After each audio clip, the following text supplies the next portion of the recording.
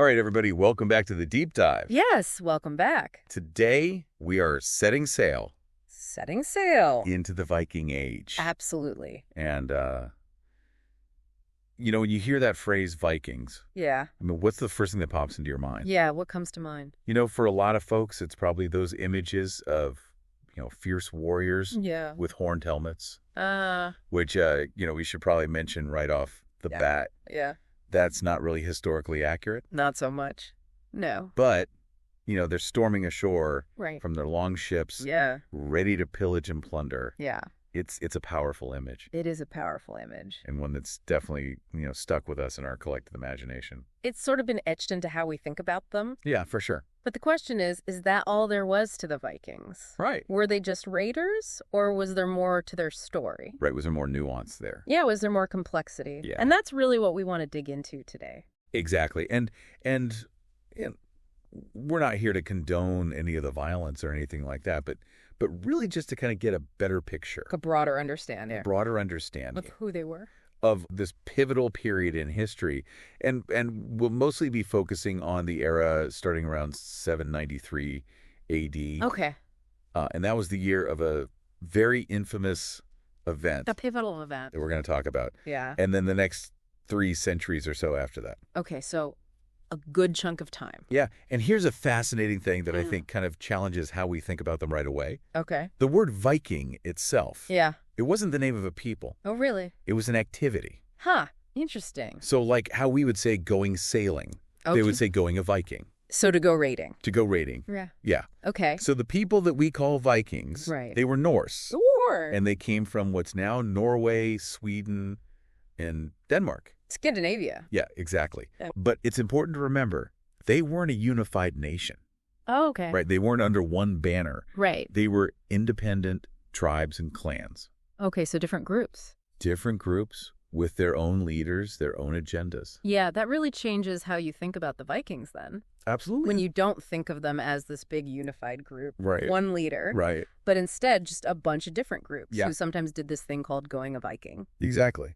Okay, well, let's So to really get a feel for this time period, let's get into it. let's talk about that event that we mentioned in 793 AD This pivotal event, that a lot of historians consider the dawn of the Viking Age. the beginning, Yeah, and that's the raid on the monastery at Lindisfarne. Lindisfarne. So take a second and just picture this with me. Okay. It's a crisp morning All right. on the coast of Northumbria, Northumbria. which is in England. Okay. The sea is probably calm and, on this little island, here's this monastery, Lindisfarne. And this was a place known for its learning and religion. So a very important monastery. Very important in Anglo-Saxon England. Okay. And, the monks there, Right. they're going about their day. Right. Just doing their thing. Just, doing their daily routines, Right. totally unaware of what's about to happen. Totally oblivious Yeah. to the terror that's coming for them. And then suddenly, Yeah. seemingly out of nowhere, Yeah. these longships appear On the horizon. on the horizon. Yeah. Oh, wow. And you see these dragon-headed prows Oh, yeah. You got to have the dragon heads Oh, yeah. on the front of those ships. cutting through the water. Yeah. I mean, can you imagine I'm trying to imagine. the terror Yeah. and the just disbelief? Yeah. It's the silence of that morning. Right. So peaceful. It's broken by the sound of Norse horns Oh, wow. and the clashing of steel as these raiders come ashore Yeah.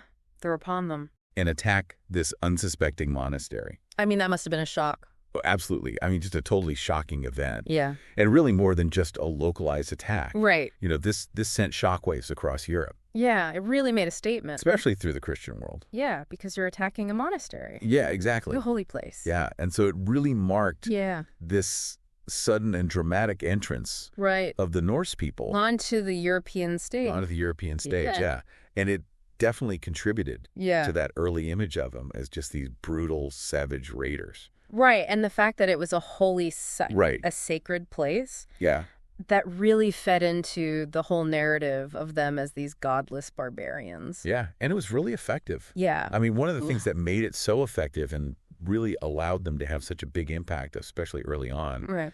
was their shipbuilding technology. Their ships. Yeah. Yeah, you really have to think about how ingenious and how well crafted these vessels were. Yeah. These weren't just, simple boats. Right. These were sleek, fast. Okay. They had a shallow draft, Okay. which means they could go in shallow water, and they were clinker built. Clinker built. What is that? So that's a way of building a boat where the planks overlap. Oh, okay. So they Sturdy. overlap instead of butting up against each other. Exactly. Okay. And it makes it much stronger. Okay. So stronger, and you said shallow draft, so it can go in shallow water. Yeah. Sleek and fast. Sleek and fast. So we're talking like a sports car of the sea. Basically. Yeah. And what that allowed them to do was navigate the rough waters of the North Sea, but then also sail right up rivers. Oh, wow. And attack inland settlements. So they can get pretty much anywhere. Yeah. With these ships. And they were able to launch surprise attacks. Right, because nobody's expecting them to come up the river. Exactly. Yeah. And then they could vanish just as quickly. So you can't retaliate? You can't retaliate. You don't know where they went. Exactly. They're gone. Wow. I mean, can you imagine just how frustrating and terrifying that must have been? Just the not knowing when they're going to strike, where they're going to come from. Yeah, you're just constantly on edge. And then they just disappear. And then they're gone. Wow. Yeah, so their mastery of shipbuilding is really a game changer. It was. And it really allowed them to be so successful. Yeah, they were able to achieve that element of surprise that you talked about. Yeah. Which contributed to their fearsome reputation. Right.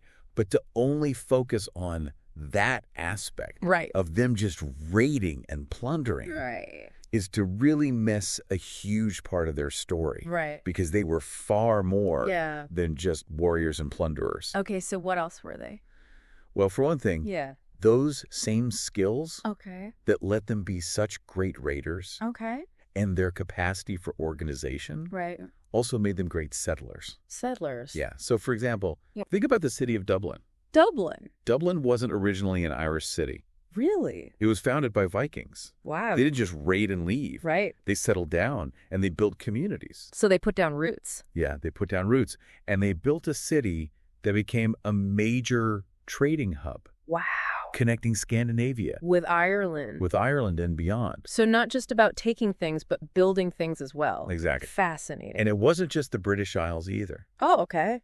They also explored a lot of what is now Russia. Russia? Yeah. Huh. They sailed down those rivers. Oh, wow. Those big Russian rivers. Yeah, and they established trade routes. Connecting? That connected the Baltic Sea with the Black Sea and even the Byzantine Empire. Wow. So they were key players in international trade. Yeah, they really were. That's amazing. And then, of course, there's the most amazing part. What's that? There's a lot of evidence that suggests that the Norse reached North America centuries before Columbus. No way. Yeah. That's incredible. I know, right? And when you first hear about it, Leif Erikson and the sagas of Vinland. Yeah. It sounds almost like folklore. Right, like a myth. Like a myth, right? But there's been discovery. Logical discoveries. Yeah, at a place called Los Olmedos. Los Olmedos, where's that? In Newfoundland. Newfoundland. Canada. Yeah. And it's pretty good evidence of a Norse presence there. Around in the year 1000 AD. The year 1000. Yes, that's 500 years. 500 years. Before Columbus. That's crazy. Isn't it incredible? That is amazing. And it really just shows you their spirit of adventure and exploration. Because that's a long way. It is a long way. To go in those ships. Yeah. Across the Atlantic. I think it's a story that deserves a lot more attention than it gets. Way more recognition in history. For sure. So tell me about those sagas. Yeah. So the sagas... they're these oral histories that were passed down through generations. Of Norse people. Yeah, and they talk about this place called Vinland. Vinland. And they describe it as this land full of wild grapes. Wild grapes? And forests. So like a paradise? Yeah, exactly like a paradise. Wow. Now, nobody's exactly sure where Vinland was. Okay. But the sagas, combined with those archaeological finds, really paint this compelling picture of early transatlantic voyages. Yeah, it sounds like they definitely made it across. Oh, yeah, definitely. Wow. Vinland. It's such a cool name. It is a cool name. Yeah, really, That's evocative. Yeah, it evokes this sense of discovery and possibility. Yeah, like there's a whole new world. Yeah, exactly. And you can picture these long ships coming to a new shore. Yeah. And these Norse explorers stepping out onto this new land. Setting foot in a place they've never been before. It must have been amazing. To be one of those explorers. Absolutely. Yeah. But then the big question is if they were able to travel all that way and establish settlements, even if they were temporary, why did they stay? That is a big question. Why not just stay in North America? Yeah, why not start a colony there? Yeah, it really makes you think about what their priorities were. Yeah, what was important to them. And what challenges they might have faced. Right, being so far from home. Yeah. Yeah. It's one of those big historical mysteries. It's a real head-scratcher. Right. And there are some theories. Yeah. What are some of those? Well, for one thing, maybe there were conflicts. Conflicts with who? With the indigenous peoples. Oh, right. Who were already living there. They had their own cultures, their own societies. Exactly. And they probably wouldn't have been too happy about these newcomers coming in. Yeah, I mean, who would be? Right. Just taking over. Yeah. So maybe there were some conflicts there. Okay, so conflict is one possible explanation. Yeah. Or maybe they just didn't have the resources. Or the interest to really maintain a settlement. So it was just too difficult. It was just too difficult. Too far away. Too far away and too difficult. Yeah. Logistically. Right. Just getting supplies there. Yeah. Exactly. Back and forth. Or maybe what they found there just wasn't what they were hoping for. Okay, so maybe they just decided, this isn't for us. Yeah, this isn't what we were looking for. Let's go back home. Yeah. Interesting. So it's a real puzzle. It is a puzzle. And it's something that continues to fascinate people today. Yeah, people are still researching this. Oh, yeah, absolutely. Trying to figure this out. So as we kind of wrap up our deep dive into the Viking Age. Right. From that initial shock of the Lindisfarne raid. Yeah. To their amazing ships and their seafaring skills. Right. To founding cities like Dublin and becoming major traders. Yeah. And even these possible voyages to North America. It's incredible. I want to ask you, the listener. Yeah. What are your thoughts now? What do you think about the Vikings? Yeah, have your initial thoughts. Right. Maybe those images of, raiding and pillaging. Yeah. Have those changed at all? Yeah. Do you still see them as these ruthless conquerors? Yeah, just bad guys.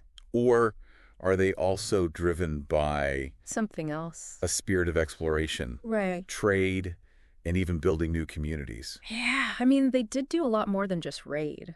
They did. Yeah. So it's worth thinking about. And did their influence just disappear? Yeah. Or is there stuff that they did that's still affecting us today? Yeah. Did they leave a lasting legacy? Yeah.